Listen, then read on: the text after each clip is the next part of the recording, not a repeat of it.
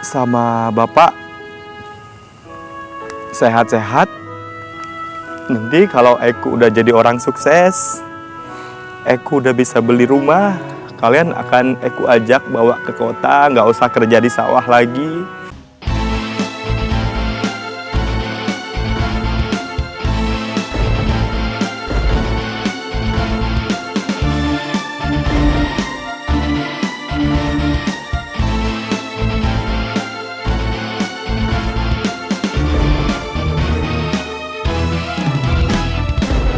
Di rumah aku lebih pendiam, lebih nggak banyak ngomong. Mungkin banyak teman-teman di Palembang juga belum tahu kalau sebenarnya orang tua aku dua-duanya petani sawah. Cuman banyak yang beranggapan aku tuh hanya ngandalin harta orang tua.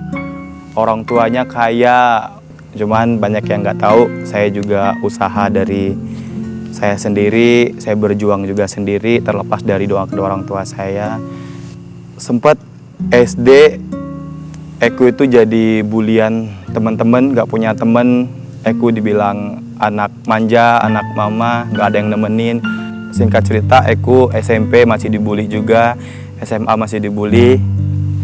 Dan di sini selesai SMA, orang tua aku gak bisa ngebiayain untuk kuliah, gak punya dana buat kuliah. Jadi aku memutuskan untuk mulai jadi sales, jadi SPB, jadi waiters. Aku jalanin selama 1 tahun. Jadi aku ngumpulin uang di situ, pengen kuliah, cuman orang tua masih nggak sanggup. Jadi aku ngambil Fakultas Kesehatan Masyarakat. Alhamdulillah cita-cita aku untuk jadi orang kesehatan kesampaian, walaupun sempat di tengah-tengah jalan. Kuliah aku sempat semester 5, aku nggak punya dana. Aku ngomong sama ibu mau berhenti kuliah. Jadi ibu jual emas, jual kebun untuk biar aku terus kuliah. Sempet sebenarnya orang tua memang nggak support buat kuliah, cuman mereka tahu kalau saya itu pengen jadi orang sukses. Ibu sempat lumpuh 4 bulan. Ibu sakitnya karena apa? Kemarin pas diobatin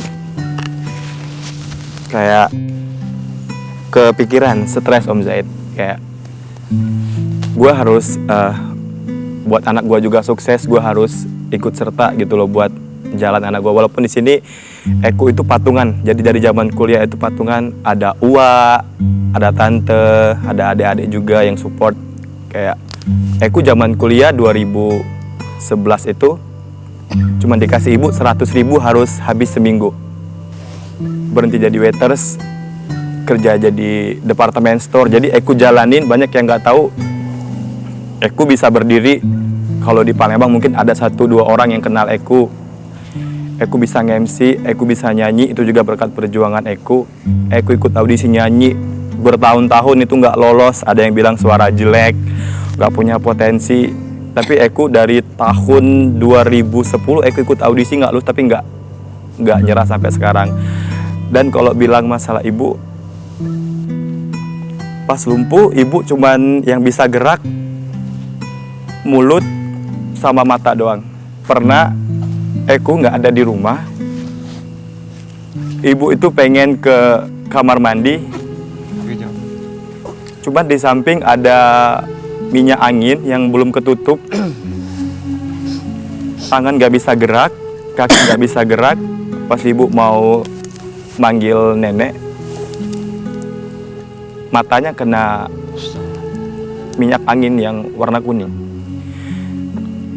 Alhamdulillah berangsur pulih, walaupun kita ngutang ke sana, ngutang ke sini untuk biaya berobat.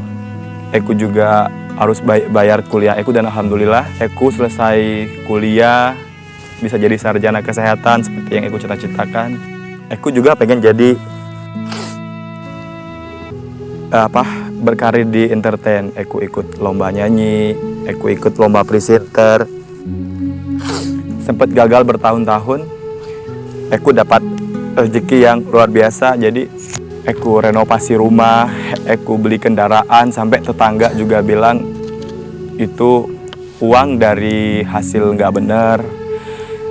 Teman-teman juga bilang itu dari uang hasil nggak bener. Cuman aku bertekad di sini, aku yang nyari uang, aku yang tahu jalan uangnya aku. Aku cuma pengen buktiin, aku bisa sukses, aku bisa berkarir, walaupun banyak yang bilang di tengah-tengah jalan suara jelek, tampang pas-pasan, nggak punya bakat. Cuman aku yakin, aku punya rasa juang yang kuat di sini, doa orang tua juga.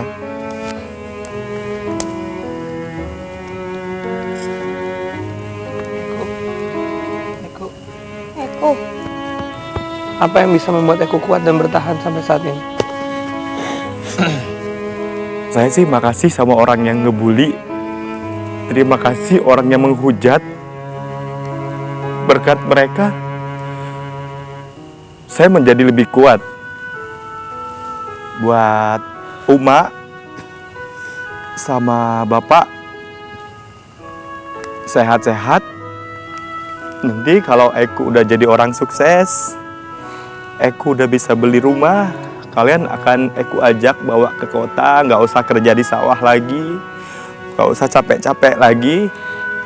Kita mulai, kita bikin usaha buat kalian, aku pengen bikin usaha buat kalian. Jangan kerja di sawah lagi, kita bisa ngobatin Taka, semoga. Dan satu lagi Igor, Uwa, tante suka nanya, Eku kenapa kamu belum nikah? Kenapa nggak mau nikah? Yang pasti Eku pengen Taka, adek Eku harus nikah dulu, nggak apa-apa. Eku harus bahagiain bapak sama Uma, baru Eku cari pasangan.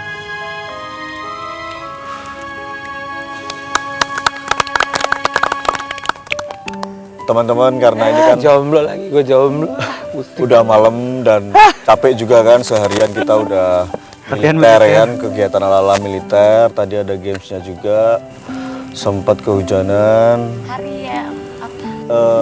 Teman-teman siap-siap istirahat ya. Maaf yang tadi gamenya kalah, tetap tidur di tenda ya. Komandan udah minta api unggun dibuatin. Apalagi Yaudah, ngomongin. ayo, udah siap-siap tidur yuk. Reward dari games hari ini, para penghuni yang menang berhak masuk ke dalam rumah dan melakukan segala aktivitas seperti biasa. Namun, bagi tim yang kalah, masih harus merelakan segala aktivitasnya di luar rumah, termasuk tidur di luar. Tim yang kalah harus rela menerima hukuman mereka. Mereka harus bertahan lebih lama untuk makan dan tidur di luar rumah Serambi. Namun Komandan Zaid punya inisiatif untuk menghibur mereka dan mengajak para penghuni yang lain untuk menuju ke belakang rumah, membuat api unggun dan mengadakan sesi curhat ala Komandan Zaid. Rasa haru pun tak luput dari para penghuni. Dan apakah ini merupakan awal perdamaian mereka? Temukan jawabannya hanya di episode Serambi Penghuni Rumah Terakhir bersama Shopee. Setiap hari Jumat sampai Selasa jam 9 malam hanya di GTV. Gracia Indri pamit, sampai ketemu lagi dan sampai jumpa.